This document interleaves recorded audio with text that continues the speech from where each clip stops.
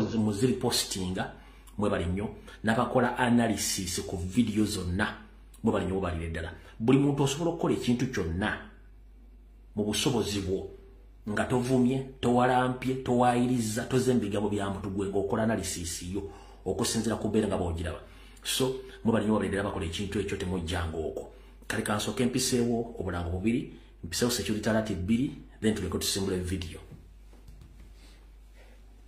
Alright. Akalanga kasooka. Akalanga kasooka kasoma. Ngenda kasoma mpola mpola buli omu mayi wanga nti nziruka nnyo speed njagala mpise obulango buno mpola mpola ku speed ya wansi. Era ngenda busomanga mwongeza ddembe. Alright.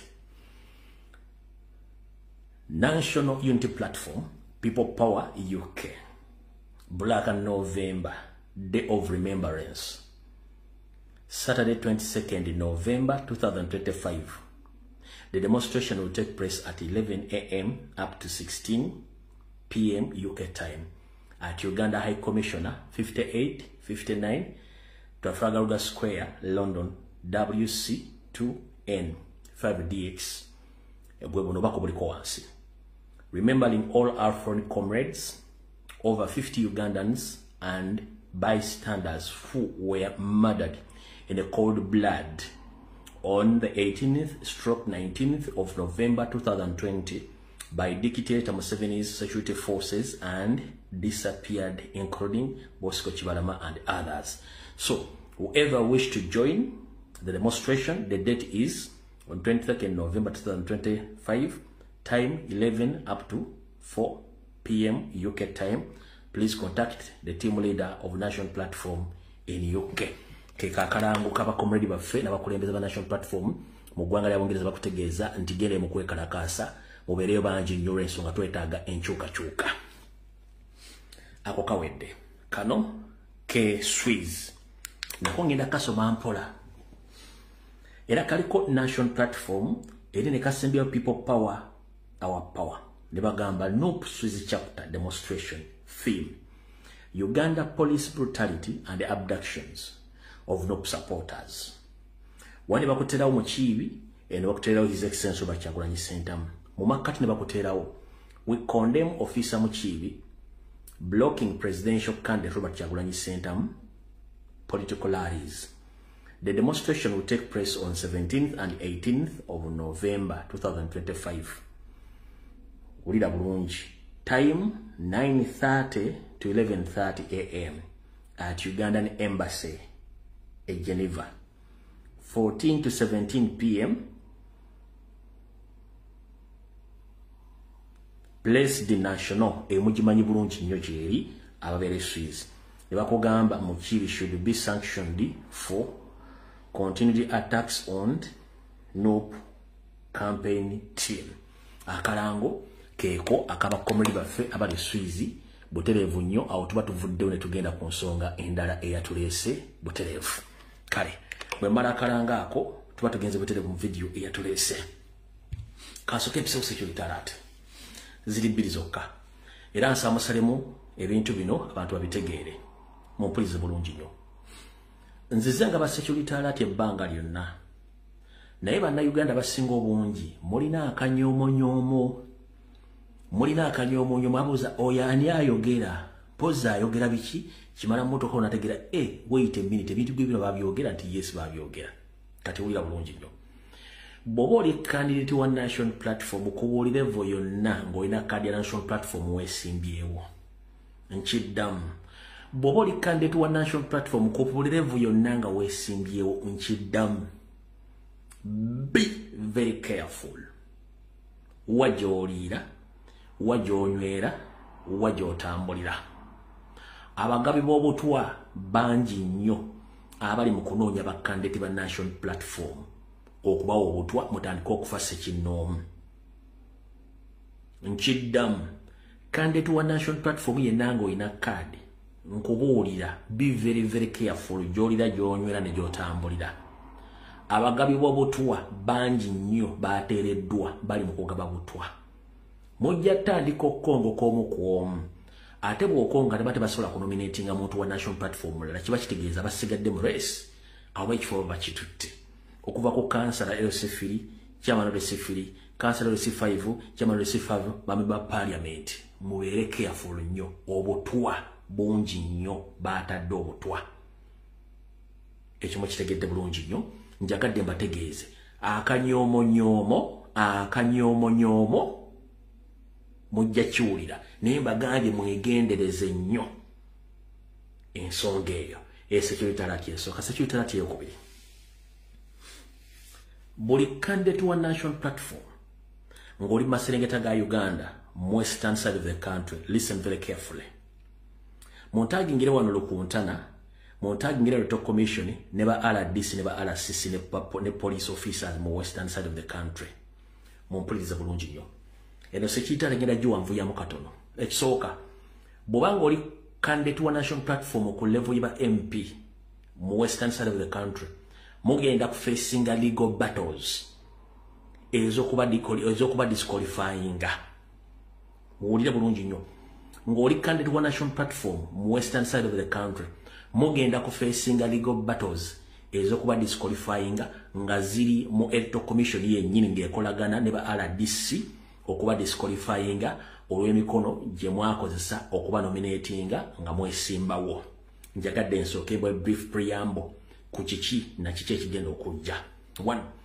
oluvannyuma lwa Nyandwe okutegeera nti Kyagulanyi amusensedde n'amutuuka ku busomyo nti ayingidire mu Maserengeta n'asimbayo ba MP kino kireetedde okutya baminisita ba Nyandwe abaddeyo kino kireetedde ba MP aba NRM abaddeyo okutandika okutya kiki ekibatiisiza mu bulamu bwabwe tebasuubirayo Munnayuganda yenna kuva mu kitundu kirala ky'eggwanga asobole okufuna abantu abamugoberera bamusupportinga mu West mu bulamu bwa Museveni ne Banyarwanda banne tebafunangako kirooto kya ntiisa kye bafunye ku Kyagulanyi Ssentamu kati ekisinga okubatiisa olwaleero nti buli constituency buli district Kyagulanyi gyagenda mu western side of the country ayinayo candidate kate enamba Kyagulanyi zaapuulinze mu western side of the country zitiisiza ba incumbent aba NRM bagamba nti bana abasajja bwe tutababba oba ku disqualifying ba parliament ba Kyagulanyi omusajja yanditukuba ekigo ffenna ne tuvaawo kiki bazaako njagadde nkuwe security alert nga mmaze okusomera olugero nga balulina okuba mayinza saagala kugamba muntu ne sikunnyonnyola kintu kyonna nga tokitegedde mba njala nkunnyonnyola ekintu kyonna kitegere bulungi nnyo kikukke mu ntumbwe mu bwongo kitegere bulungi nnyo oluvannyuma lwa Kyagulanyi okuyingira Amaserengeta n'agakola bw'ati kino kitiisizza Nyandwe NRM na buli omu ali ku kadi ya NRM nga balina kukozesa methods bbiri esooka yakunyaga kalulu by force oba yakudisqualifying abakandidate ba national platform kati bagenda kikola batya wulira bulungi nnyo okusinzira ku nnamba ezirabiseeko bukyanga Kyagulanyi yagenda mu Maserengeta it is visible okujjako Kyagulanyi wataasimbye muntu weyasimbye omuntu agenda kuyitamu wabula bagenda kumubba oba mu disqualifying batya Museveni ya instructinze ba RDC ne ba RCC ne police bakwatagane ne electoral commission bajjeyo fayiro zonna oba emikono gyonna egya nominating abakandidate ba national platform mu Maserengeta batandika okutrackinga buli yenna eyasayiningira candidate wa national platform ku nomination forms ze ez'emikono bamutrackinge bamukidnapping batandika omutiisatiisa aveyo public agambe nti nze siwangako mukono gwange candidate wa national platform bagukozesa mu bukyamu era sisayiningangako abalala bali willing obasasula sente bacompromising baveyo baconfessing nti tetuwanko mikono bakandidate ba national platform kino kiwa omwaganya isi okudisqualifying abambi ba parliament bonna abesimbye ku kadi ya Nuupu mu Maserengeta ga Uganda mugenda kulaba legal battles ezigenda okuva mu Maserengeta ga Uganda starting from today eno video mugenda jijja yo mugenda ne akasajja kalogo siri kalogo nkugambye mugenda tandika okulaba legal battles mu western side of the country nga ba disqualifying nenga kino Museveni yalagidde ba RDC n'alagira electoral commission n'alagira ne police okutandika okutrackinga buli yasayiningira candidate wa national platform babawambe buwambi forcefully oba ba compromising option ziri B either to compromise them ebigambo bibiri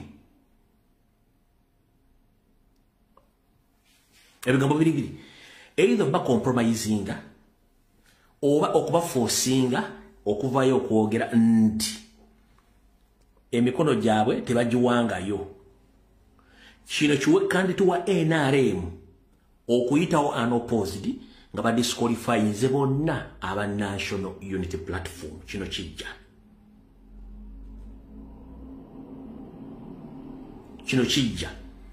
kino kigenda kulabika ng'ekya Sseggona ye mwakirabye nga walampa Mathias Mpuuga mugenda kiraba ng'ekyali Makindye oyo musajja omukyotala ng'alwanagana ne candidate wa National Platform Makindye chairman of C5 atikeka trick akagenda baso mu West kwa Museveni yatidde so no bagambye mugenda kirabako very soon era mwenna abantu ba National Platform mu Maserengeta mutegere nti government ya Nyando yatidde egenda kukola ekikolwa ekyo mubeere mu wangu mutegeeze abantu ko ground abagenda okukwata abagenda okuforcingwa to be compromised nti basayiningira ba candidate ba National Platform nga kino kirimu Electoral Commission ekimanyiiko ba RDC ba RCC police be bali mu kikola so njagala ensi yonetegere nti bana abantu bali mu lukwe lw'oku disqualifying abantu ba National Platform olw'ensonga bakitegedde nti Kyagulanyi ayinza okubakuba n'abassa wansi n'aboogoloza ze zibadde secretariat bbiri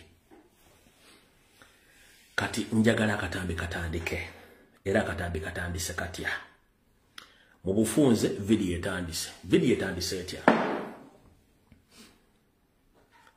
bo baddongoberera ebbanga ddene nnyo njagala oliize ebigambo byange era olwaleero njagala kuteeka mu ssa eddala ennyo lyobadde tumanyi yeryo okusookera ddala njagala tuyige nti internet ne technology aliwo akola ebintu bingi nnyo internet ne software aliwo akola ebintu bingi nnyo fo mulimu gwaffe gwakulabisa Nyando yosofeeri mu buli ango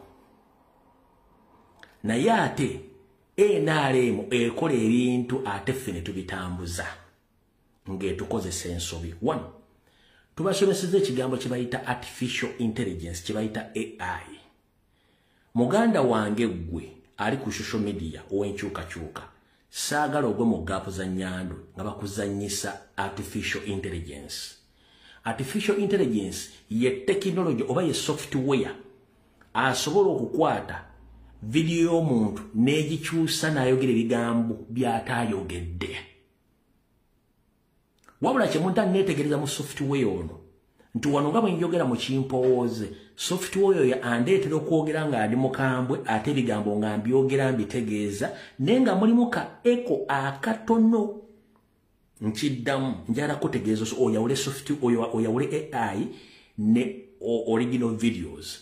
Kati abasinga obungi mugudde mu katego kana aka AI. Saagala bavuge speed. Wachi. AI agenda bakozesa ensobi. Temutambuza video za AI. Si ntuufu.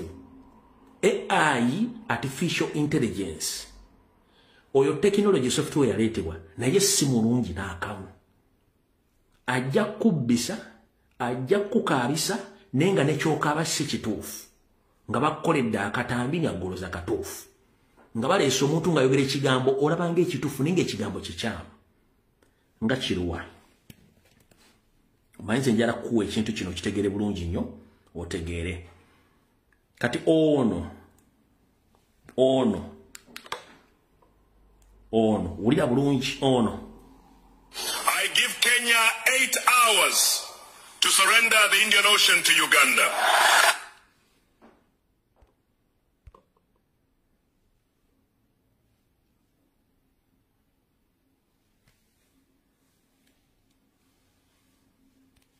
I give Kenya 8 hours to surrender the Indian Ocean to Uganda.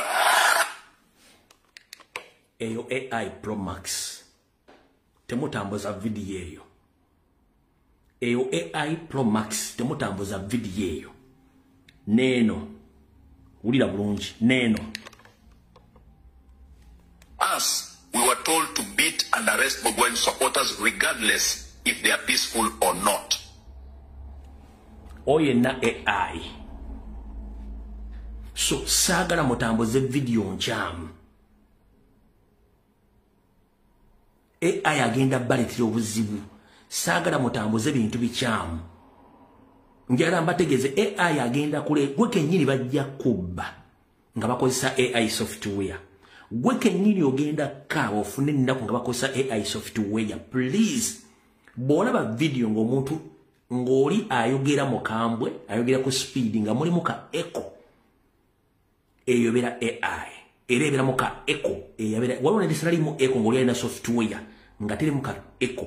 Naye ebiga bibira bya software gwe bayita artificial intelligence. So ngenda baga temuddamu okutambuza video na erimu AI. Ejja batomeza, ejja baletera ekizibu. Ezo kanzijjewo ndoza muzitegedde bulungi nnyo. So njagadde mbategeeze ensonga ezo muzitegere. Saagala bavuge speed nga mukozesa AI. Saagala mufene ensi. Owulira bulungi nnyo. Ekyo nkimaze nakyo mukitegeere. Ekirala. Owaramu mutono video giveeko ojja kuddedda. Owaramu mutono video giveeko ojja kuddedda. Njala tukolemu ka brief analysis. Bulijjo bagamba nti wandikola ekintu okulumya omuntu n'owunzika ng'oyambe muyambe ekkiriza. Nti goyinza okukola ekintu okulumya omuntu naye ku sayidi nayo banga omuyambye otya uliriza. Abavubuka ba activist babiri bakwata banna Kenya. Uganda n'ebeegaana oluvannyuma n'ebata. Abaavuddeyo ne balombojja buli kimu kye basanze mu safe house wa mu Tocha Chamber za Muhoozi. Ffe kufe saidi yaffe zaatuyambye okweexpose nga bulijjo bye tugamba abantu public nti ekituufu Tocha Chambers gye ziri era waliyo ne estate era ku ntebe rodyoko gye batulugunyiza abantu. Abagamba estate yani estate ya Hamu gye batulugunyiza abantu. Baavudde ne baziconfirminga. Kati ffe ku saidi yaffe kiba kiconfirminga all the information kiba tufulumya. Era kiba kikonfirminga nti Muhoozi ne banne batemu. Naye ate ku saidi endala mulina kye mutannategeera y'ensonga lwaki sigenda kuddamu kuzannya video z'abasajja abo. Nkiddamu ku saidi endala nabagamba fuuka ng'Owendali.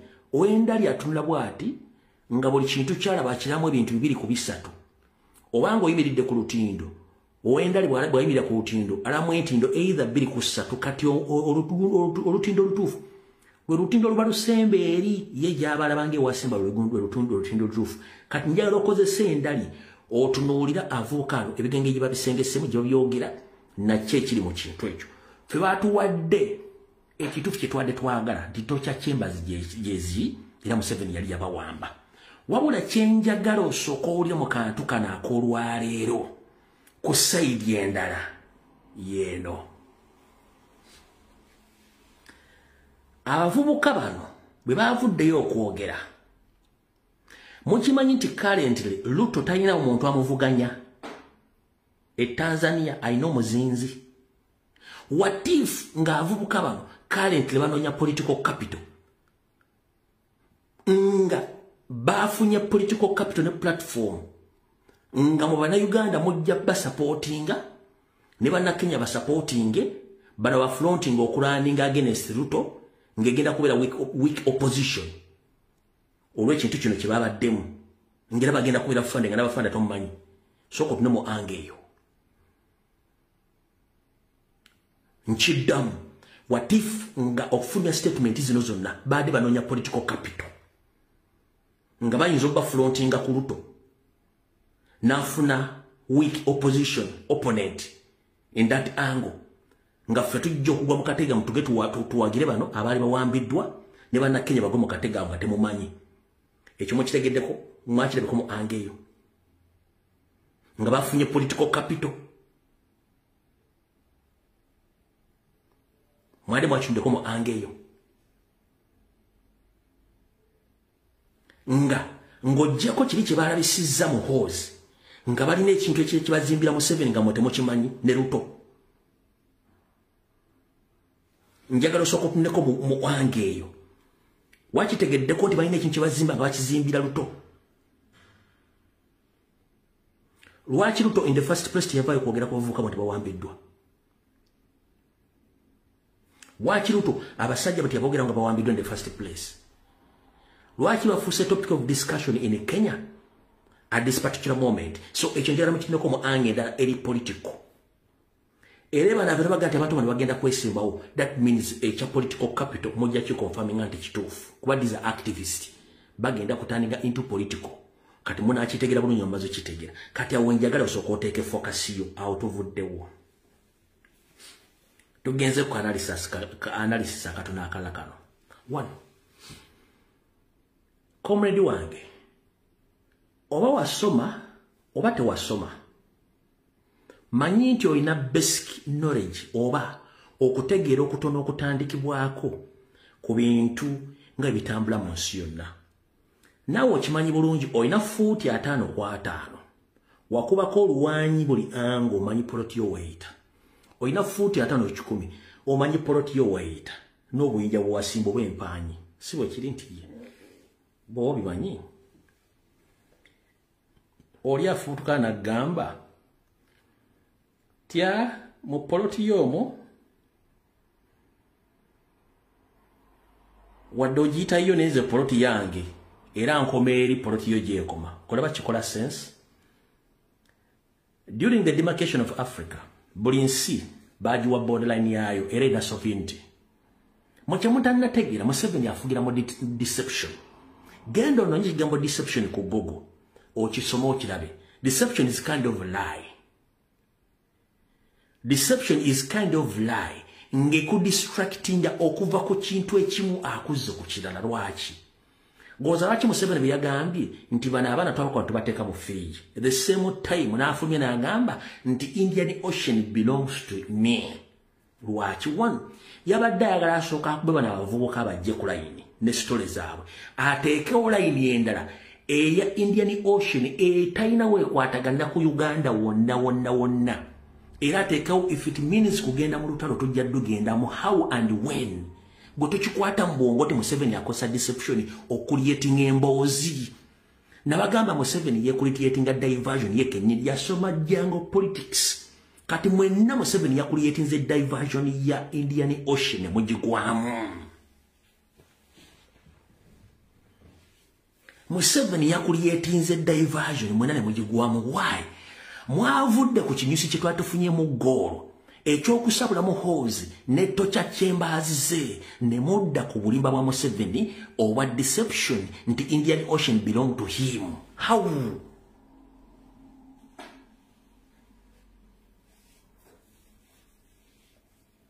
Mwenna kati yabajje ku mulamwa ne Kenya kati jukira bw'amala oteekawo deception lie eya Indian Ocean n'asirika n'asettinga pace. 1. Nkunyonyola tege asettinga kya pace. Ruto mu byobufuzi mwana wa Museveni era yamufandinga. Ruto abadde alina okukozesa sisitimu ye Kenya eya media ne ba politician okubuildingira ku bigambo bya Museveni okulietinga diversion mu East Africa efuke talking or efuke discussion point.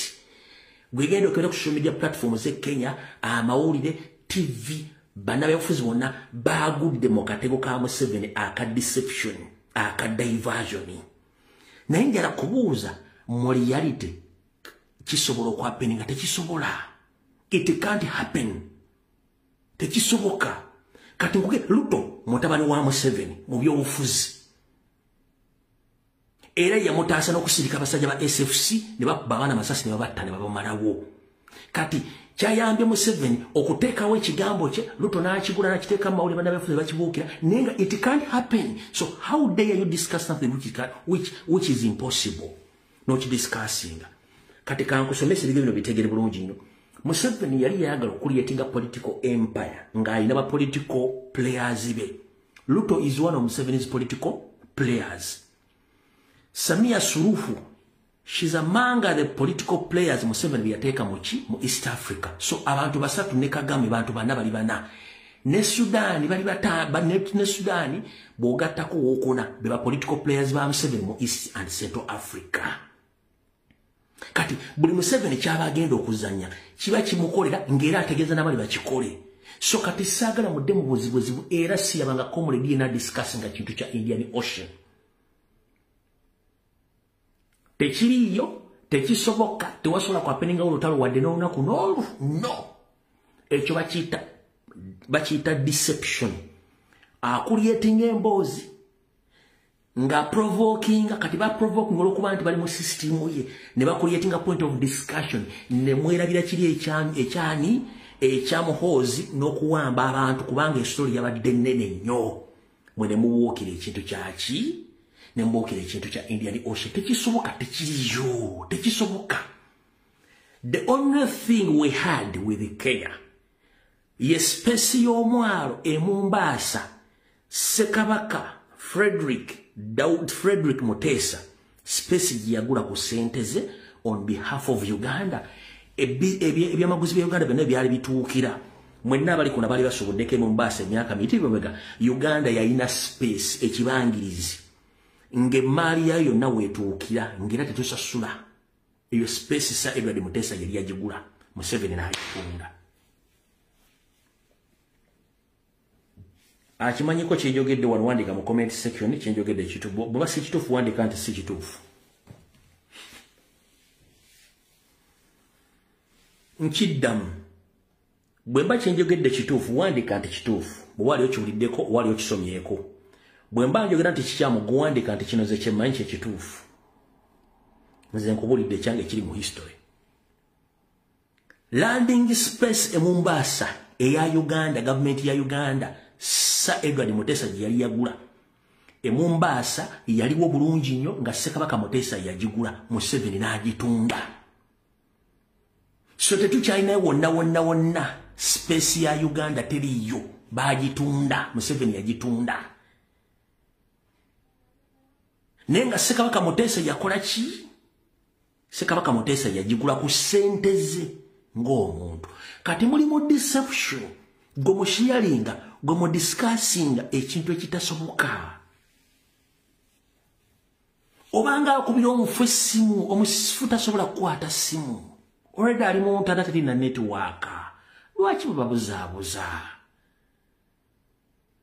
Terino talo lusobola kuwabika wakati wa Kenya na Uganda. It is impossible.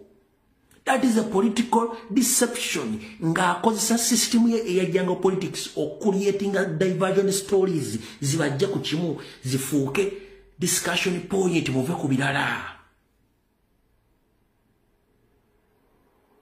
Muganye kitegeera.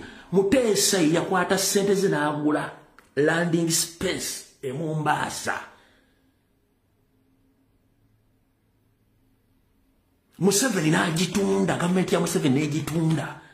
So Uganda tekyalina landing space. Nti emali ya Uganda wali weetuukira okuva mu mawanga g'ebweru.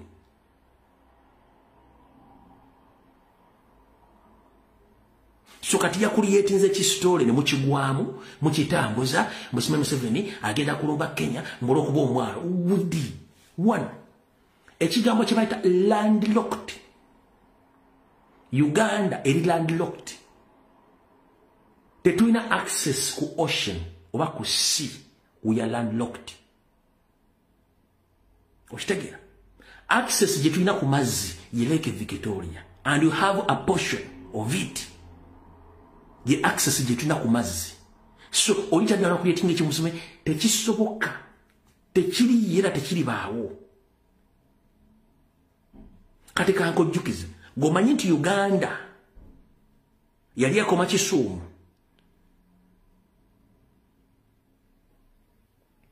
Naye ensalo bwe zaakubwa Kisuumu ne bagitwala yonna. Gomanyi part of Tanzania yali part ya Uganda. In fact, among the East African countries wali yandibadde atwala Lake Victoria. Tukwandibaddeko omuntu aginako access yandibadde Uganda yonna. Bino mbawa history. Ennyanja Nalubaale yali meant kuba nti yonna ttaka lya Uganda, mazzi ga Uganda, nga Tanzania terina buyinza ku nnyanja eyo, Kenya terina buyinza ku nnyanja eyo. Mu lwakuba tebasomesa bintu bino babijjawo. Yensonga lwaki nti abantu abali ku booda ya Uganda ne Kenya okuva eri gyetandikira ne gyekoma wansi eno deep balina embeera zezimu, babuwangwa bumu, bafaanagana, boogera ennimi byonna byonna bafaanaganya. Bw'ogenda Tanzania era ogenda okuyingira Uganda gyali eyita ng'abantu bayo bonna abali awo mu katundu ako abaligiranye Uganda bonna embeera n'embeera banna Uganda, lwakuba nti babasalirako eri bino tebaagala bibasomesa. Omuzungu yaleeta obuzibu, okitegedde bulungi nnyo. So njagala mutegere ebintu bino baza mu bibuuzo byazo bya kisiru by'ebyokukola bingi nnyo. Kyembadde njagala osooka okukola clarification, mutegere bulungi nnyo, muve mu deception mu masomeseza diversion za Museveni. Muganye okutegeera. Kankuddemu ekirala. Museveni yeewandiikira ebbaluwa n'agisindika. Ye muntu y'omu n'alisiivinga ebbaluwa yeesindikidde ng'era yeewandiikidde yezeemu oyo Museveni gwe mutamanyi.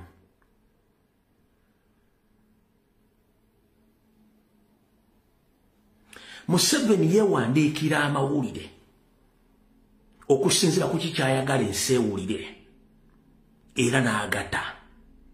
Mwe ne muddako okwo okusoma amawulire ge yeewandiikidde oba sitoore nga temutegedde. Oyo gwe bayita Museveni. Kati muve mu deception, muve mu diversion, muve mu bintu bya Museveni. Mufokasinge ku kintu ekituufu. Tuli mu campaign trail, tukubiriza abantu kunoonya kalulu, kukakuuma, tukole kye tulina okukola. Kati wano wenjagala basabira. NRM yazze embuto okusindika abeeyita ba celebrity baayo okuddamu okulumba Kyagulanyi National Platform. Kuliko musiiwuufu Ronald Mayinja, temunyega Ronald mumuleke, kirabika empekeze zaaweddewo. Ngenda basaba temuwa space, temuwa platform Ronald Mayinja, muleka ayogere kyayagala. Nkiddamu NRM yasindise musiiwuufu Ronald Mayinja addemu alumbe National Platform. Ne temumuwa budde, please temumuwa budde wadde okumwogerako, mumuleke. Mumuleka afire mu videos. Ffe tusigale ku kimu kyakola ki kyakutambuza njiri. Awo tuvuddewo. Bwe tumala okuvaawo, Right Comrade munaffe era Honorable Wayusa Mufumbira aleeteddwa mu kooti, buno bubaka bwaliseewo mu kooti. Bw'ati bw'ayogedde. The longevity of anarchy and dictatorship. I repeat, supporting Bobby Wine is not a crime. I am not a criminal and I'm not on trial. It is my liberty that is on trial. It is my liberty that is on trial.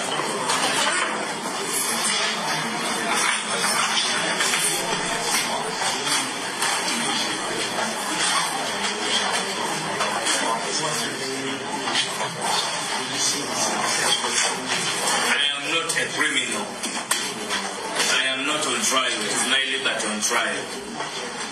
This is political persecution. Many people are out there, criminals are out there, but working for the longevity of the system. I am not a criminal. Supporting Bobby Wine is not a crime. Bobby Wine is not a crime. Therefore, I am not a criminal. They are just isolating us to keep us from representing the party that we believe in. It is the idea, it is the generational mission that we are looking after, making sure that we liberate this country for our children and our children's children. I am not a criminal, and supporting Bobby Wine is not a crime. This is democracy on trial, the sanctity of the doctrine of separation of powers, the independence of the judiciary, the independence of the legislature. It is what is on trial, not Alex Wayusa on trial. It is the independence of the judiciary of trial. It is the sanctity of the doctrine of separation of powers of trial. It is not wise or on trial. And we will fight until that is happening for our children and our children's children. What is on trial is my liberty. It is the liberty of all and sundry, of sane minds of this country, not Alex Wise and Fomilo. You have seen officers at the rank of SSB beating up people in supermarkets and being released in 2 days, and then people like Wise cannot be released to go and do what they're supposed to do, to stand for the position they're supposed to stand for. Ours is an idea. It is not criminality. We are using democracy to overcome violence, and violence will never defeat democracy. It will take time, it will take a tall order, but those who are resilient and strong will always overcome, as long as we absorb our fear as a people. Ugandans, absorb your fear, absorb your fear. We can do this. We have an opportunity on January 15th. Vote Kyagulanyi Robert Sentamu as your president. Vote Balimwezo as your Lord Mayor. And of course, those people of Nakawa East constituency, Alex Waisan Fumilo as your member of parliament. I am unwalkable. I will stand for what is right. I will stand for what is true. And I will make sure that this country gets back to the constitutional order. The revolution is on. The mission is generational. We cannot turn it back. It is an idea. We need to be strong. We need to be firm. We need to be committed. We need to be resilient to all and sundry in this country. We should struggle and fight for our nation. Right. Obakambulidde. Bwe mmala okuwulira obubaka obwo,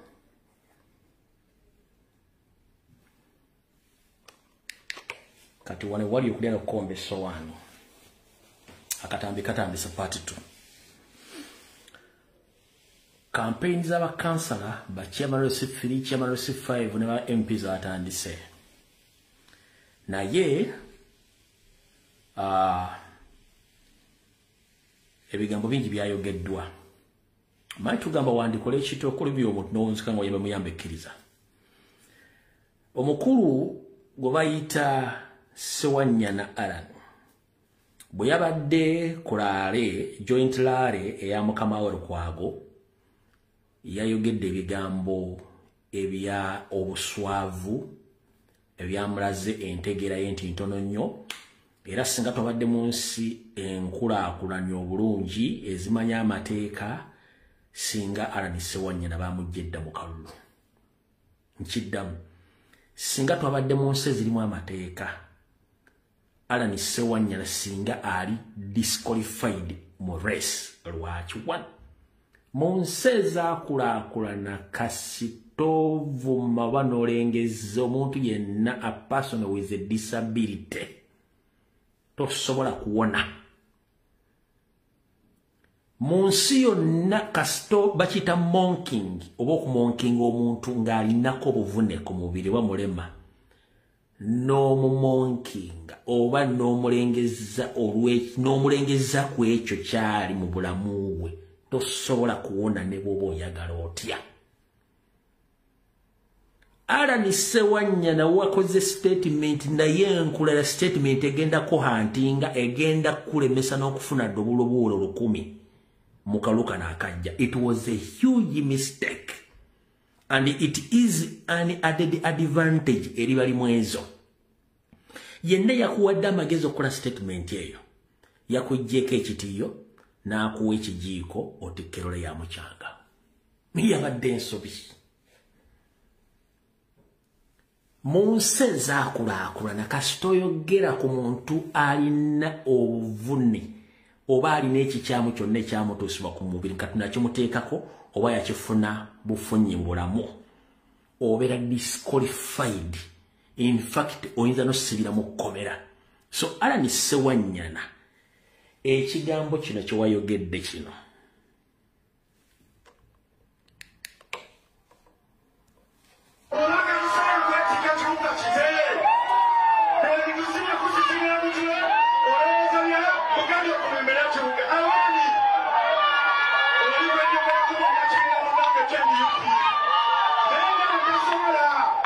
Ebizuga tuyise mu Lukwago nava kusteho ngandi kansala ebitule bisabune Lukwago ngandi mpaka parliament manyi bulungi okusoomooza okuli mu kibuga Muzeeyi Kabalante aswamye aliawo ku geti ya steho alengera muleeta atasobola kudduka misinde naye agambe ekibuga alhamdulillah kitutte kubanga byakuluma tudduse emyala n'ekikibuga y'Okwago nga baliramu abantu b'ekibuga kakati agadduka atya kubanga bya misinde ogira oti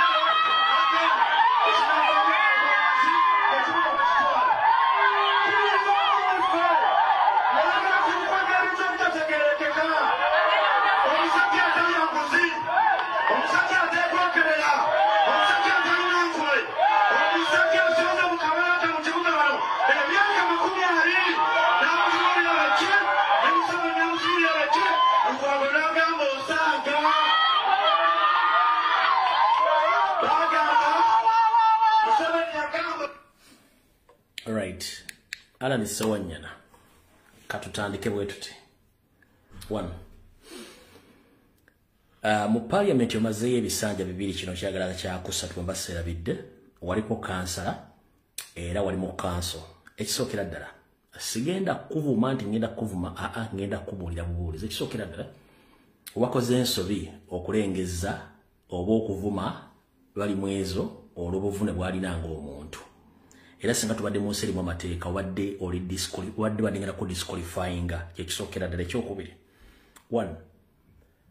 Mu campaign ebiseera bisinga oyogera byogenda okukolera abantu tolumba omuntu gw'ovuganya naye kubanga banda Kampala si kyebaagala baagala okubakolera 1.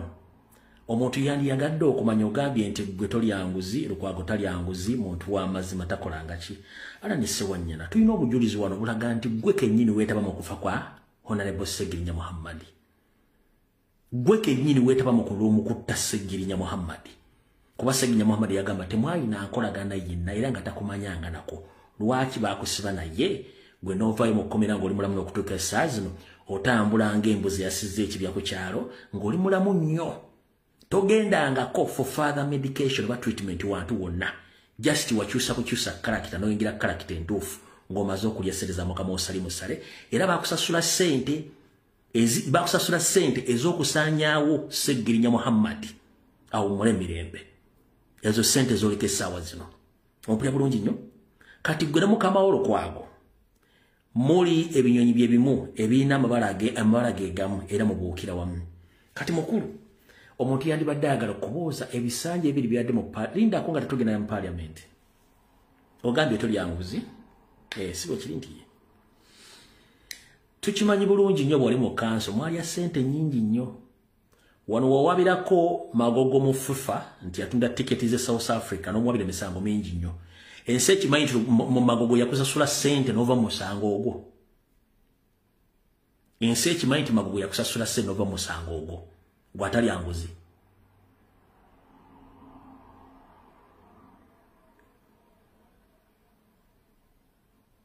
ensi ekimanyi sigenda kuvuma ensi ekimanyi nti walya ssente za Magogo n'ova mu musango ogwo kati tugende mpola ogambye Lukwago talyanga nguzi musajja mulungi waliko mu kanso ebintu byengenda okumenya byonna nga Lukwago abitunda mukulu njagala emireka zindala obulira abantu Lukwago kikyakoledde Kampala nga kiri visible abantu bakirabako 1. Renti bannayuganda gwe basasula mu Kampala atamanyikiddwa Lukwago diro yali asetinzeeko kanso n'atula na discussinga ku bizibu by'abasuubuzi mu Kampala lunaku ki ekyo ziro tekiriiwo ngenda kukwata mpola mpola Lukwago talina kyakoledde Kampala ku myaka 15 gy'amaze nga mmeeya okuggyako kutunda ebintu by'abantu njala tegeeza mwenna Abaganda abali mu Kampala nti ettaka lya Buganda lyonna eriri mu Kampala lyonna Lukwago ng'ali ne Salimu Sale bazza bujjaliizizza ettaka lya Buganda lyonna ettaka ne balizza bujjaliizi ne bazikwasa Salimu Sale across the Kampala nga Lukwago yakirimu Sewanyana osobola okuva eno bolira abantu ani yakola ekintu ekyo. Liziza mengo zonna eza Buganda eziri mu Kampala zonna amataka gonna mwaziza bujja nga temwebuza ku Ssaabasajja Kabaka. Oyo goyitambo tali anguzi. Yoneta kana oliguzani sali musale. Ekyo sobola kinyonyola abantu. Tugenze mu maaso. Njagala obolira abantu lwaki Lukwago yekweka mu opposition ngate musajja wa NRM era nga akolera sali musale ebbanga lyonna. Singa Jennifer Musisi Semakula avaayo n'ayogera ebigambo lwakwata kyasobola kujja kwogerera Sirika. Ani asinga obi mu Kampala. Njagala otubuulire. Lukwago sali musale bwe yamuyingiramu nga kidandala ya mumyuka nga mmeeya nga kale kayihura ye police yali inspector general of police. Osobola okubuulira abantu sente Lukwago ekisanja kyonna kyagamba tebamugana musasula omusaala. Osobola okubuulira abantu ndovano bagamba nti sente ezo Lukwago yazifuna sali musali yazibasasula zonna. Yali avudde n'abuulira abantu sente yazifuna. Ezo ekisanja ekyo bali wagala omujira mu bwesige. Sali musali yazimuwa. Wano obujulizi tubulina nga sali musala amugamba ngenda kwabe otavaayo okukola kintu kino. Obujulizi bwe obuwandiike na buli kimu sali musali yabadde amufandinga. Sali musali wa opposition. Katugende mpola. Njagala oveeyo mukulu gwe kenyira ne Sewanyana omenye ebigo byengero okwogera ngero gabana Kampala 1. Elias Lukwago nga nawe mu kanso muli era oli MP wa mu Kampala. Elias Lukwago yatunda YMCA playground ekisawe kya YMCA playground ekiri opposite ne Batty Valley Primary School. Mwena amanyi kisawe ekyo bw'otuuka ku Batty Valley wano wennyini mu junction kuno kulike kubiri tirikenda ku Kampala Central Division nali eriyengera mu kibuga wakati kati bwoba oli ku butaalo wennyini awaliwo ekisewe waggulu waawo. Elias Lukwago yakiguza abasajja Abanyarwanda ne bakitwala. Sewanyana osobola otubulira ebintu bino binyonyola oba Mukama Lukwago asobola obinyonyola. Lukwago yatunda Kyaggwe Road Primary School we bazimba mu Kwana Arcade okulira ne wa Kiseka. Osobola okuvulira abantu batubulira osobola okunyonyola abantu lwaki Lukwago yatonde wantu awo nawawo Museveni nde disigazi of Mukwano. Osobola okukinyonyola ekyo. Kyaggwe Road Primary School gitegedde.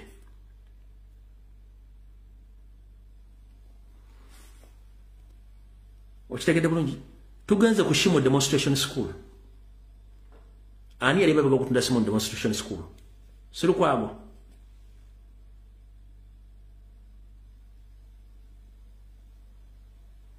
Ani yamugo okutunda Nagulu? Okwa ettaka li Nagulu ani yali waayo?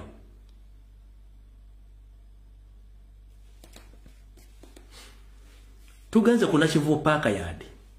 Mwe bayokere mali y'abantu. Hamwali okatwale Park Yard. Azimbewo. Ani yali meya? Yali Lukwago. Sente yazirya. Tugenze mu maaso. Ati yatunda akatalike wa Kiseka n'akaguza Kano Mugenyi mu kusookera ddala. Ebyavaamu mivuyo okuba nti kati ettaka erina ebyapu bisukka 3. Mwena mujjukira Kano Mugenyi yali musajja omulema munnamagye. Lukwago kennyini yatunda akatala ako n'akagabanyamu ebyapu era kyovula Lukwago takyasobola genda wa Kiseka n'ayimirirawo. Lukwago takyasobola genda wa Kiseka n'ayimirirawo kubanga yaleeta emivuyo gyonna egyakatalike wa Kiseka. Lukwago oyo gwoleza mbo tali anguzi ekibuga kyonna kitunze. Tugenze Lukwago nawe Lukwago nera Sewanyana musobola okutunyonyola ani yali embaga okukiriza okusendawo n'okutunda ettaka linnabagereka primary school nga bayambibwako Sano Gamulengejja Wasanya Kalu Charles Peter Mayiga ne David Wasajja.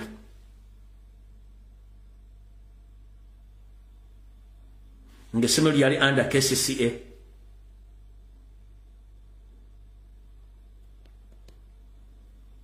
Sewanyana osobola okuvaayo n'onyonyola abantu ne Mukama Lukwago ani yatunda Kolo playground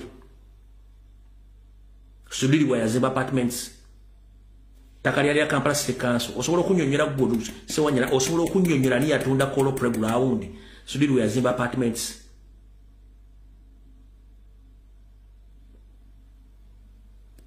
Tugenda maaso.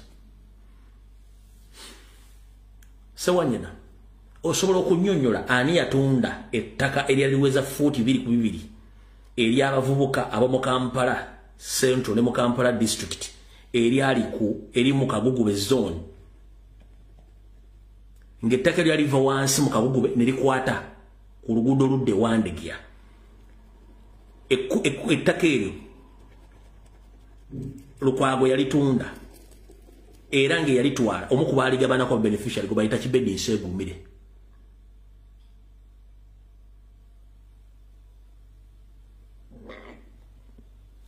nkuwa bwino gwagaye mukama osimeta yako gozitatundanga ku kintu kyonna nkuwa bino osobola okunnyonnyola ettaka eryaliva mu Kagugube nga likwatala ddala ku main egende Wandegeya Nseegumire Kibedi waayina edduuka lya speya ettaka eryo lyali avuuka ba mu Kampala naddala mu Kampala Central n'aba Kampala District ani authorizing okutunda ettaka eryo Sewanyana buulira abantu video mayiba gikwata neze nja byogera ensi ebitegeere ettaka lyali avubuka bino byenkugamba biriko n'obujulizi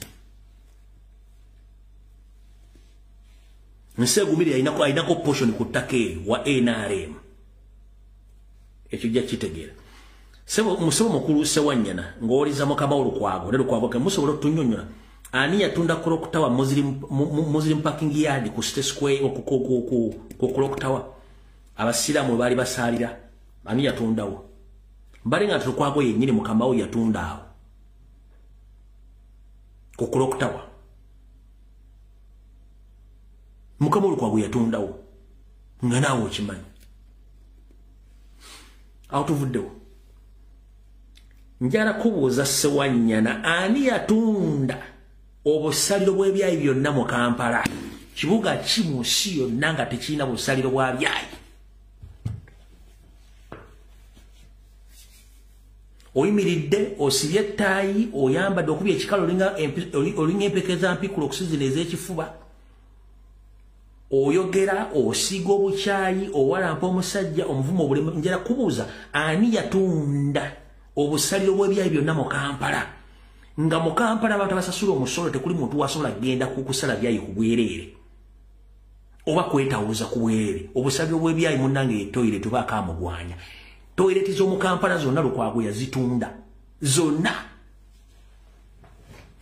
teri kibuga mu nsi yonna kitayina city council toilets zonna yazitunda Sewanyana osobola okuwulira abantu nti amataka gonna agaali aga city council balina okuteekawo parks across all divisions of Kampala Lukwago yemu kubatunda amataka ago kibuga ky'omutalimu wadde paaka omuntu asobola okutuula okuwummuza ebirowoozo ng'amataka gonna yagatunda gaguza sale musale kikyoyogerako gwe muvubuka gwe wotuukira okutunda obusaliro bw'ebyayi ng'okimanyi nti buli muntu mu Kampala anywa alya asobola okufuna ekizibu ng'ayagala kwetawuza toyireti zonna ne muzitunda mu Kampala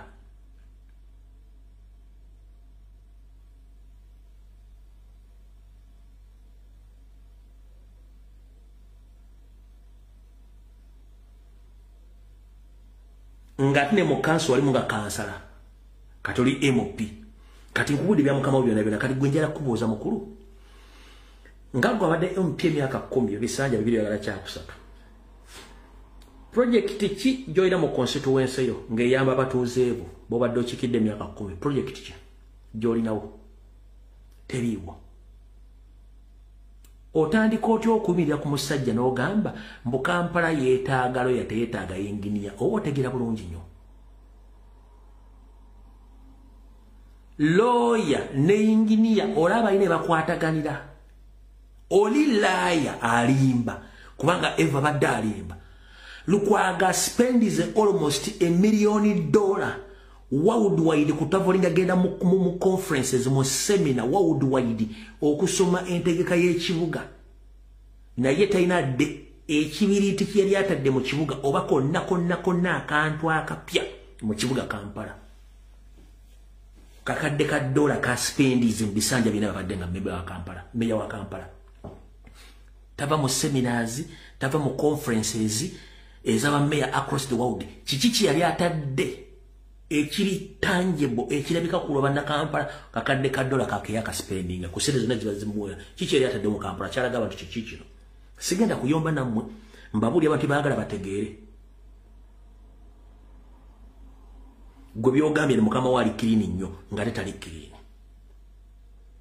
gwe mu constituency yo kikyokoledde abantu be Makinge gyokikiridde emyaka 10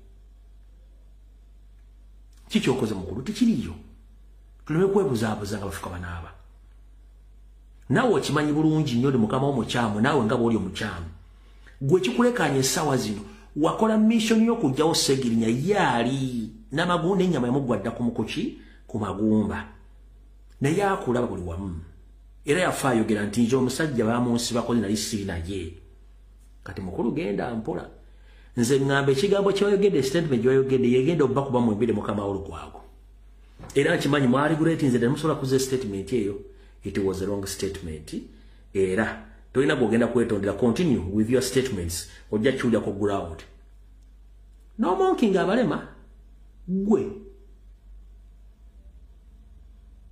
no problem naye ojja kitegeera nze nkubuulidde ebintu bina Lukwago byakoze mu Kampala ng'abitunze tosobola kwanukula dde okwogera ekigambo n'ekimu naye ojja kifuwa ng'okizza munda very soon ffe tetulina buzibu ku ggwe awo tuvuddewo bwe tumala okuvaawo ngera tugende wano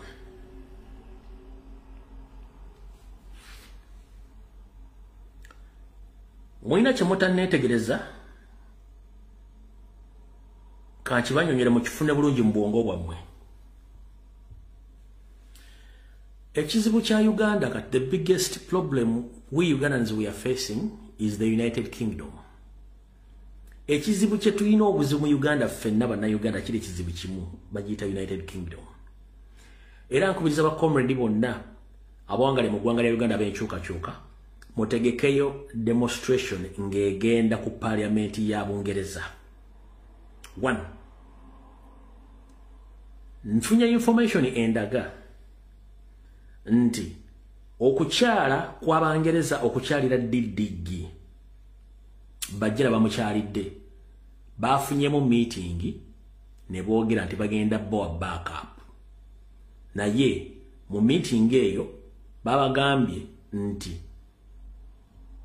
omusajja alina support y'abantu tukyalina interest zaffe mu Uganda wano naye ffe tujja boa backup in the disguise as long as interest zaffe zisigala nga zikuumibwa tusobola backup naye tetwetaaga muleke open space mukaluka nakagenda mu maaso olw'ensonga singa abantu bagenda mu maaso ne bakiwa wishing okukola ekya protest vote mwandi kifuwa nga mukizza munda mutasobola kukola ki kusigaza buyinza ne bakkiriziganye naye in the disguise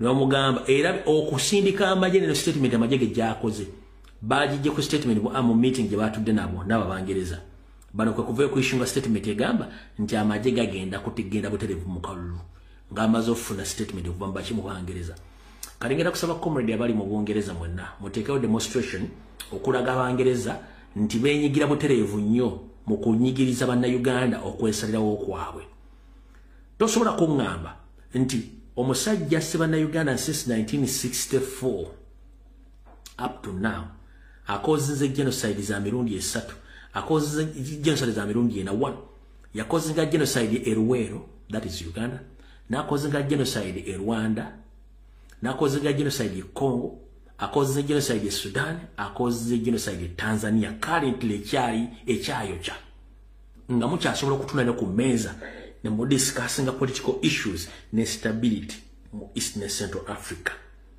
kubanga muyina ki muyina ebintu byamwagala okutwala Abangereza nabagamba nze sirina mukwano na muzungu no sirina mukwano na muzungu kubanga bali batusomesa history byafaayo byandaga nti ekizibu ky'ensi yonna kiri ekintu eki yoyo musajja omuzungu tabangako mukwano gwa muddugavu era taliba akwagalako kintu kimu nti gwe Katonda ku lukalu lwo yakutonderako ebintu bingi nnyo bye byetaaga kati alina kukozesa nkola yakufuula musibe yakufuula musiru nakubuzaabuza nakunyigiriza osigale mbwavu naye nga yasigadde afuna bw'aba akwagala nnyo ngera yakufuga obufuzi bw'amatwale Lwaki takuleka noyingira eggwanga lye nogenda nononyeyo capital nokomawo? Lwaki akotekawo restrictions nokuwa visa kizibu? Akubuuza ddi lwogenda, okomawo ddi, ogenda kukolayo ki, ogenda kukima ki, ani akumanyi, mugenda ku such restrictions. Kati ajja ate atandika okukkirizigana omusajja omutemu ng'akimanyi nti ffe twagala democracy, ye ng'ate akimanyi democracy tajja bakolera. Era kambagambe ekigambo kino mukitegere bulungi nnyo. Tewaba omugwagwa yenna agenda okugamba democracy tebamulwanirira, democracy bamulwanirira. Ate democracy ali mu form of deception. Democracy kigambo bugambo, naye kigambo ekyo bakirimba. Democracy kigambo bakibasiigiraawo, naye si kituufu nti kyekizizitinga. No, ne mu nsi z'abazungu waliyo ebintu bye mutasobola kulaba ku media. Naye democracy mbazungu doesn't exist as you think. Democracy exists 40%, 60%. Democracy doesn't exist. Nchidam, nemonsi z'abazungu, democracy doesn't exist 100%. No. Why? Bwabanga kubukojja bwa Nabi Isa, bwemuyita Yesu Kristo, basobola okuba kati bakatta abantu abagenda mu mitwalo 10. Bakuba ebizimbo bbiwa. Nga UN weeri, NATO weeri, nga nobody can come out to sente kimala. Eba democracy.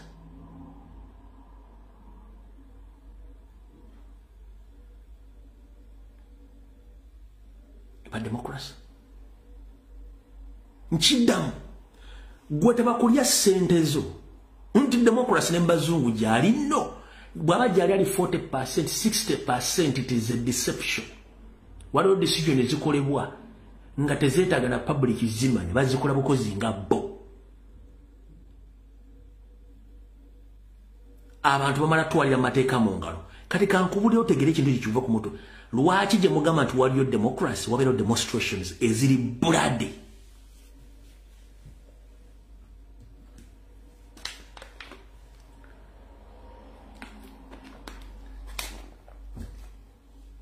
Kubanga banansi bamanyi nti when something happens and we keep quiet, government ena kyegenda kola, so let us go and demonstrate.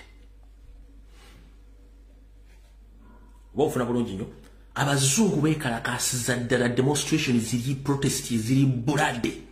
Gende France, gende student batera nnyo kwekalakaasa, gende Belgium, gende Bungereza, genda mu America, ne Canada bamanyi okwekalakaasa. Ziri zi protest zimanga nga gye ziri. Lwaki? Badi baga, we're in first countries.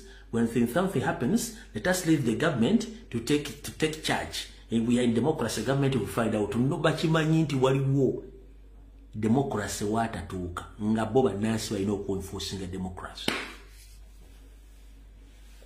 Njagadde kusomesa ebintu bino bitegere bulungi nnyo, ofune ango nga nsinzira ku video ne byenkugambye. Video mwagirabye.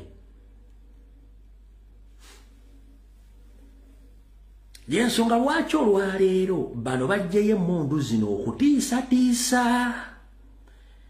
Zino emmundu bazijjayo okutiisatiisa abantu, kubanga citizen bw'alaba emmundu zino zirwasa mayinja ga eno twatuuseyo ddi. Eri agenda okuteba. Unfortunately abantu batandise obutate kino kinabagambye.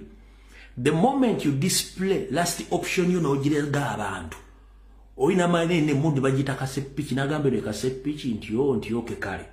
So what if kasepiki eva mu ngalo zo ogenda kuzaako ki kino oluvannyuma lwa bali confirming kino ne bakiteeka mu bakitadde mu nkola kino kyolaba ekyo.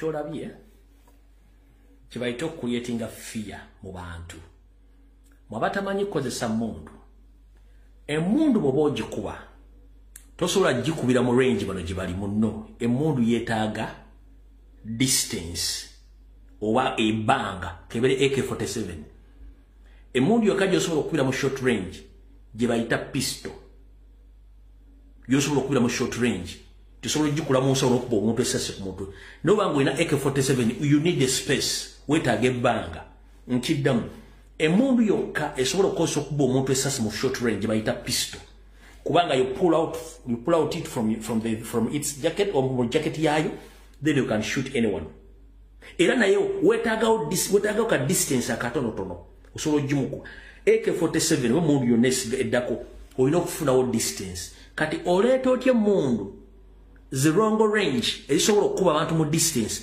gwe n'ogireeta mu public oli agikutte bw'ati ekyo oba okuliyetinga fear but unfortunately tulakiti kale tekisoboka tosobola nti ogenda kuba abantu b'oyimiriddemu awo bw'otyo bo bakuleke kuba n'abantu bo balina kawo mentality kati mwajja emundu zirwasa amayinja abantu bazitegedde mulowooza nti kirina kyesobola kukola abantu bajja zimanyiira kikyogenda okuzzaako kati mbadde nkusomesa ekintu kiri nga nkulaze mu mundu zino wano UPDF bino byayogedde Amika yogerera amagye ga UPDF Henry Obo atugambye nti bakizuula nti abasirikale ba Uganda bakyali balubatu kalenga kibakakatako okukwasizaako poliisi okulaba nga okulonda kuno kubaamu emirembe kyokka ono asabye abalonzi bonna nti tebategana na byakukuuma kalulu kubanga olumala okulonda akalulu badde waka amagye gasigale nga gakuuma akalulu kano ssaako n'akakiiko k'ebyokulonda omusasi waffe katuwa ebisingawo ku ggulire lino. Okusinziira ku mateeka agafuga ebyokulonda mu ggwanga ekitongole kya poliisi kyokka kye kikkirizibwa okwetaba mu kukuuma emirembe mu kaseera k'ebyokulonda kyokka singa embwa etuuka weegayize mmwanyi etteeka likkiriza poliisi okusaba obuyambi mu bitongole ebirala gamba ng'ekitongole ky'amakomera abakuuma ebisolo ko ne bannamagye kyokka enfunda nnyingi abavuganya gavumenti n'abayayaanira enfuga etambulira ku mateeka bazze balaga obwennyamivu olw'amagye okwefuga omulimu gwa poliisi mu kukuuma abakola kakuyege n'okulonda kwennyini bo kye bagamba nti kimenya mateeka kati olunaku olwaleero amyuka ayogerera amagye g'eggwanga Henry Obo atugambye nti nabo tebandiyagadde kwetaba mu nteekateeka nga zino naye abasirikale ba poliisi bakyali batono ddala kale nga mu mirimu nga gino besanga nga balina okubakwatizaako. Even if all the Uganda police forces including the IGP was deployed now to the polling stations, you'll find that the number of polling stations outweigh the Uganda police force personnel. So it's inevitable that the UPDF will come in to give support to the Uganda police force so that we have peaceful election. Tifengeje lyabantu tujja kubeerawo okulaba nti n'akaseera kano ak'okulonda abantu balonda mu mirembe. Ngemu ku kaweefube okukakasa nga akalulu kaabwe kakuumibwa bannakibiina ki NUP baavaayo n'eŋŋombo ekunga abawagizi baabwe okukuuma akalulu kono kakaayanira singa kabbibwa bano bannamagye babasabye okubyesonyiyira ddala olumala okulonda bonna badde ewaka. Protestant etandikidde wano ewangaala tugenda mu kalulu ak'okwekalakaasa Kana akalulu basaba ne bannyabo sike ka bulijjo tumpulira bulungi kana akalulu sike ka bulijjo kana akalulu bakayita protest vote.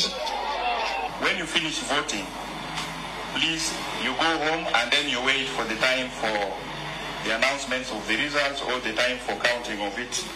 That's when you could go back. Other than crowding the polling stations and becoming a security threat to other citizens or trying to intimidate others at the polling station. Okwogera bino babadde mu kutongoza enteekateeka z'okukuza olunaku lw'amagye olujjukibwa bulinga 6 February. Ku mulundi guno entikko y'emikolo gino yakubeera mu bbendobendo ly'ekigezi. Dorothy Nagita, NTV Akawungeezi. Kati ekikuddiza ku statement eri gye nkoze ekyo si ekikulu kye kiriwa wano twagala kuzza amateeka mu nkola nga tujja gavumenti ya Museveni buli kitongole kibe kisobola okuba nga kyeyimirira kikola emirimu gyakyo. Etteeka lisoma nti police mu Uganda yalina okukwatisa amateeka n'ebiragiro. UPDF erina kukuuma abantu n'ebintu byabwe ng'ebikumira ku border so si munda mu Kampala oba we tulondera. Era tebakkirizawo wonna mu ssemateeka w'ebyokulonda tebakkiriza ggye lya UPDF oba amagye okweyingiza mu kulonda. Kati bwe bakugamba nti bw'omala okulonda dde ewaka yo nga magye mu constitution kimu basinzira okugamba omuntu okulonda dde ewaka. Era kawaayiro kikoosinziramu ogambe nti bw'omala okulonda dde ewaka ate era akawaayiro kagamba batuka okubala obululu ate ku mawu. So Mr. Obo, as in Mr. Obo, let me ask you one question. You said that after voting people should go back home, but in the evening you should come back. What's the difference between that? Because the law says that after voting, you are free to stay there at the polling station. So the same law which you are saying that after voting we should go back home, which article again orders us to come back when the time is when the counting time when the count time is reached in the evening? We have two different acts in the constitution, or because you said after voting we should go home. Then in the evening we come back. What's the difference between staying there and then we come back in the evening? Do you have different articles in the same constitution? Njala kubuza Mr. Obo, tulina obuwaayiro bubiri mu ssemateeka obutugamba nti bwemala okulonda nveewo ate baba tusokubala akalula olw'eggulo nkomewo. Waliwo obuwaayiro buli nga bukwatagana bulungi nnyo. Kuba nze njagadde okukola mukibukwata mu video yammwe. Ogambye nti bwe tumala okulonda mu mwadde wuwe. Tujja kuleta abantu okubanga tebawulira bulungi nnyo okutusaaza okulonda. Naye ate bwe tumala okuddewa ate akawungeezi tukomyewo nga babala. Oli musiru.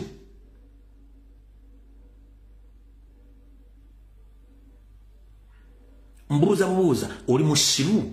Mbuuza bubuuza, I'm just asking, are you stupid? The same law sends away the voters after voting, and the same law calls them back during the counting time in the evening. Are you stupid? If I may ask, I'm just asking, are you stupid?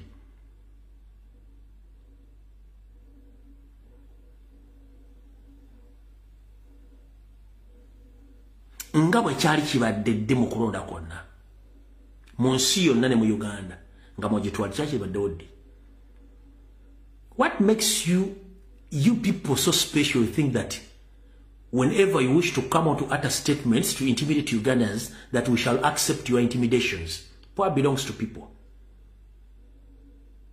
You to become a UPDF officer, it doesn't give you more superiority than other Ugandans, because you're a public servant.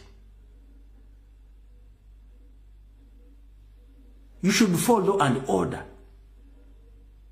But for you putting on your uniform, coming out intimidating civilians, it's not going to work out.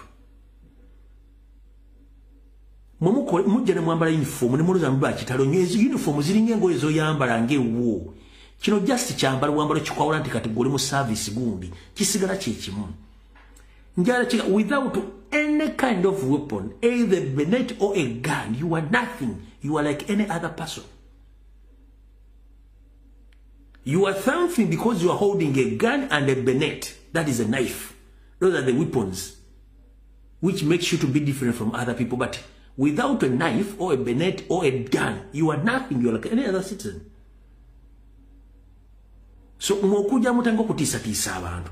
Njala kawaayiro ki akagamba malo kulonda nveewo ate ne kadamu nakangamba watu ko kubalanzireyo. Oba mpita musiru.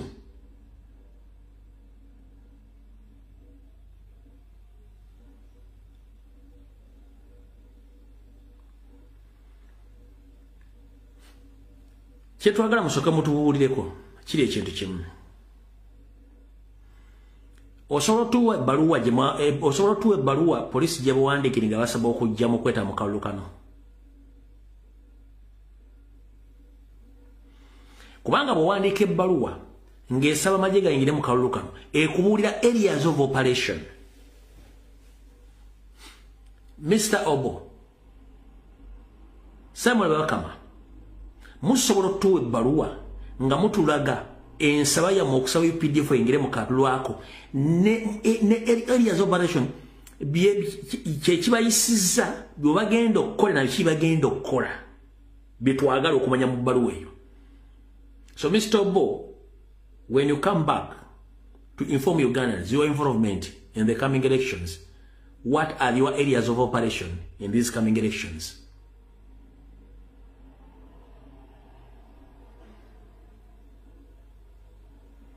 Kubanga amagye gateekeddwa kubeera mu barracks, tegateekeddwa kuvaayo oba ku border za Uganda. Ffe twagala mutuleetere ebbaluwa nga mulaze ne areas of operation ezigenda okuyisibwa okukola UPDF ezigireeta mu kalulu. Then ensejja kutegeera naye mba tembireese mulekera okubuzaabuza bannayuganda. Ekizibu kyemwena kiri bwe kiti. Bw'oyingira amagye golooza nti ofunye akalima wako okusatu akasinga ku bantu. Bw'oyingira mu magye olw'okuba nti mufuna tocha, kubanga ate training za Uganda ez'amagye sina training tocha. Lwaki tocha? One, baba making okuba nti babayisa mu pain ne tocha okuba nti mweke nyini mwevaamu.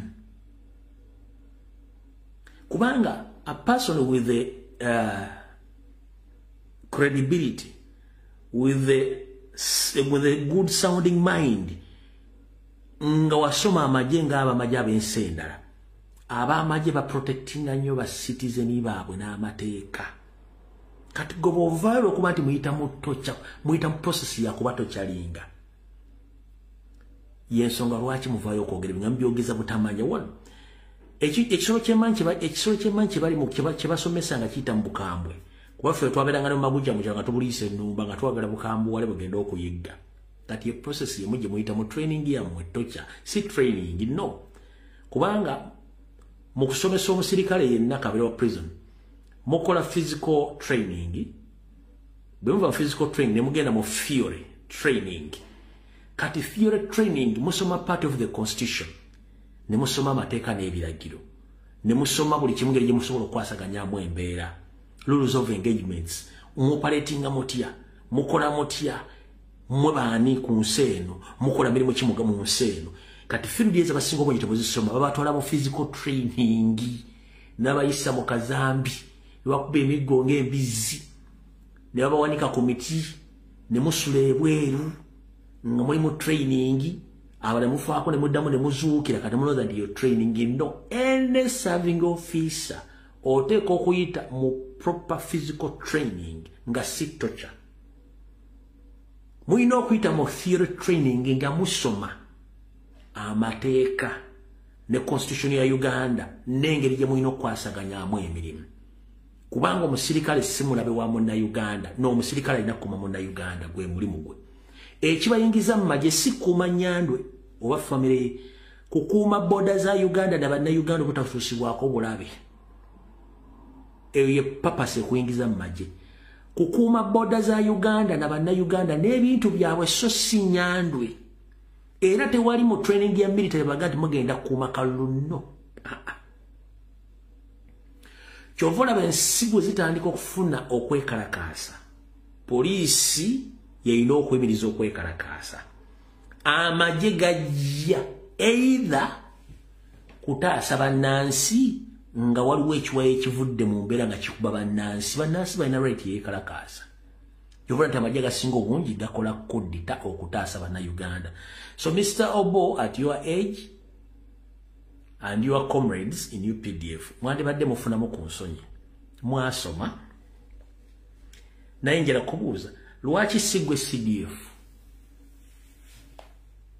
ku myaka gy'olina, experience gy'olina, lwaki Didigi atalina wadde university degree ye CDF ku myaka gy'omaze mu UPDF? Lwaki omwana wo si yali mu ministry oba si yali mu kintu kyonna, abaana bali waka? Lwaki okyayambala peemu ey'engatto? Lwaki uniform oyineemu? Nkubuuza bubuuza. Mwe abasajja bandituyambye okujja gavumenti ya Museveni kubanga n'abatuyamba okujja gavumenti z'Obote yali amiini nga n'abasajja ebintu bakola tebikyategeerekeka. Muli omukalula amaaso mulinga ng'emba tewuta supu mu kyoto, temusobola kuyamba bannayuganda.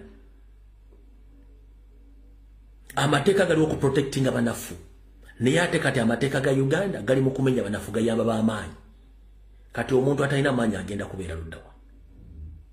So Mr. Obone bannammwe tubawulidde naye bw'onyigiriza ennyo ennyindo gireeta omusaayi ate bagamba batugamba nti si baggala miryango ne beerabira okuggalawa emabega mu bulamu bw'omuntu ne mu struggle buno mubeeramu enzigi nnyingi nnyo era enzigi ezo zijja kweggula era mujja ziraba mu lutalo lwonna kebere ambush the international law or the international or battle laws zikutegeeza never ever cross out your enemy even if it is open battle or it's an ambush.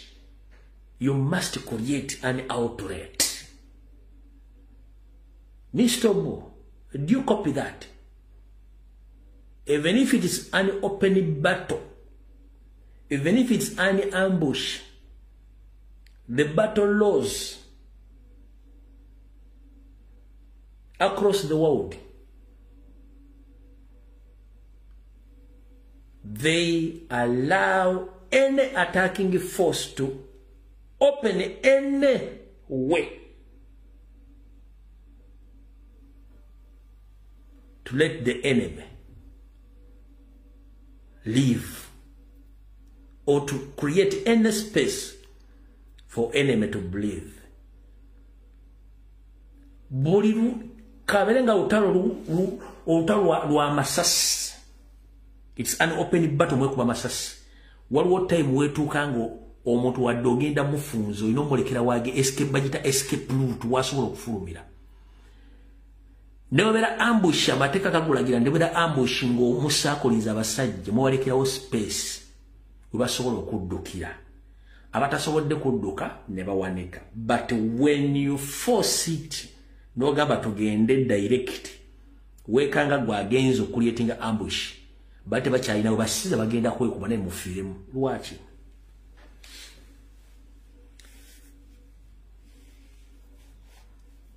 Kanamonda jako mukalaba. O bugundi bukapa bumwine waka. Ojolwani nakonga okagalide mu nyumba nga mulimu nemba mulemu abantu aba banango okagalide mu nyumba nga moka kuba emigo. Katuuka ekisera nga kalina okufuna wakagenda okuyita.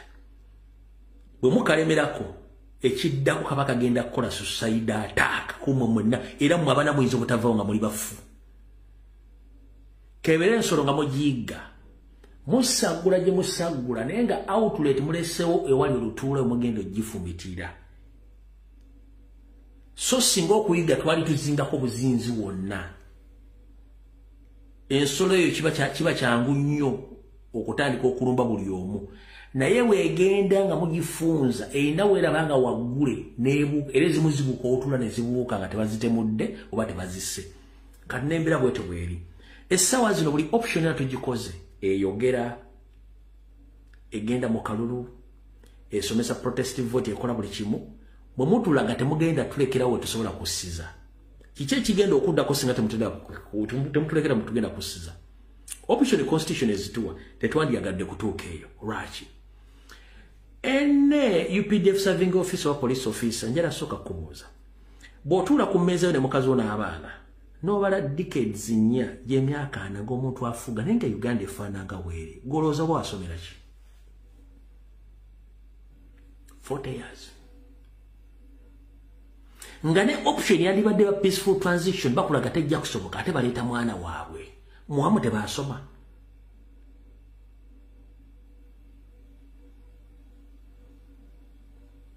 Amalwaliro bannansi bwe bagenda temuli ddagala buli alwala government official agenda bweru gobonora bagenda kuteeka luddawa Mr. Obo bagenda kuteeka luddawa ayambanga Museveni's family.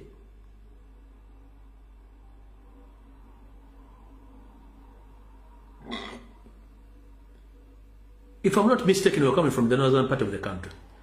You think we don't know or you forget that it's Museveni who created the con?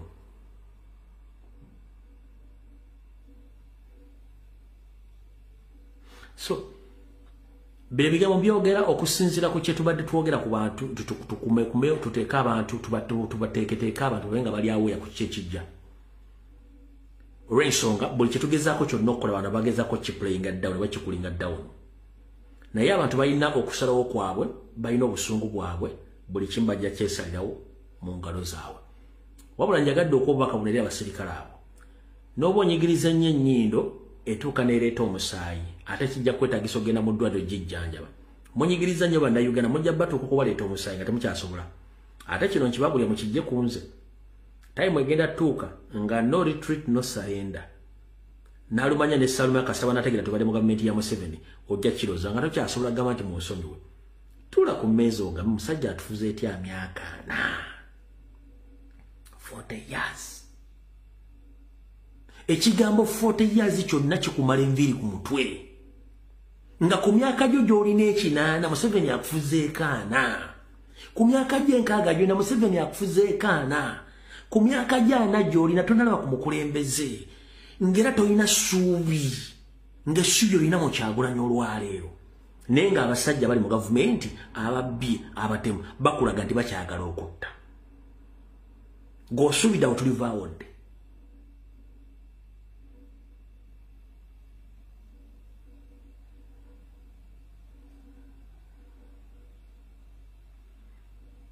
era nkubuuza gwe omwana we agenda kubeera ku level ki n'abaana babano nakugambye Victoria University basomera Banyarwanda bokka kati ngenzo okera ku makyanga afunye information endaga nti gamasomero gwe bayita Seroma wonna wegali wonna Seroma waali Seroma si fana n'adeweya oyo musajja yeyita omuganda bangambye 100% musajja mutuusi si muganda oyo mujasi yeyita Seroma bangambye masomero kugonna masomero gonna gasinga obungi batekamu just these guys batekawo ba student bana bali displaced bava mu Northern Uganda ba facing entalo za konyi batekawo scholarship 99% gasomesa Banyarwanda bonna nanyini Seroma kuno kuliwo yita musajja muganda gonna masomero go gegali mu system ya Janet nesere zoina zonna zisinga obungi za Janet ekino kyo kyogedde lwano nayogedde ku Victoria University ya Sudiri nenga ya Janet bangambye ate ekiri ku Seroma kizibu nnyo basomesa Banyarwanda bokka bale musanga munga bannayuganda government bewa ku scholarship babaletamu just kubuzaabuza basomesa Banyarwanda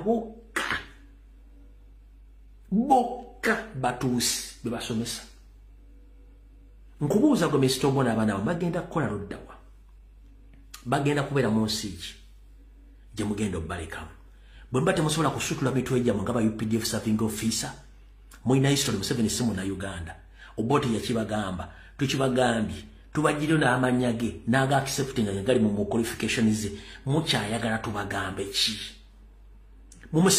Museveni akyusa amanya Museveni kyatufuga omutuufu mu mateeka amatuufu Museveni alina kubeera ng'ali mu kkomera Kaguta Yoweri Museveni Nyandwe tibahabulwa lutabayisirwa omusajja omu yatufuga nenga n'amanya sigage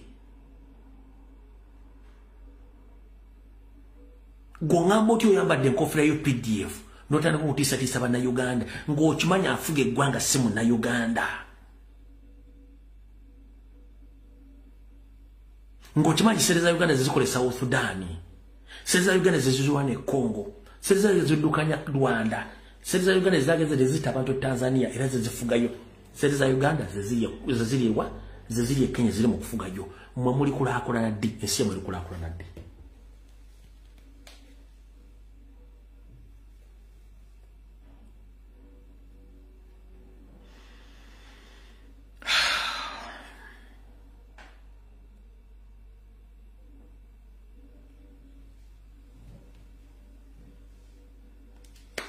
Banai video wedde mukama bankuumire atakuumira mpeera buli omu wooli manya tugenda mu lutalo otalo lutandikirako gwe lubuulire neighbawo buli omu wooli manya otalo lutandikirako gwe lubuulire neighbawo otherwise bwe twetuulako ensi bagitutte kubanga mission y'abaana abasajja yakutwala nsi eyo byaffe tubyogedde tubikoze mukama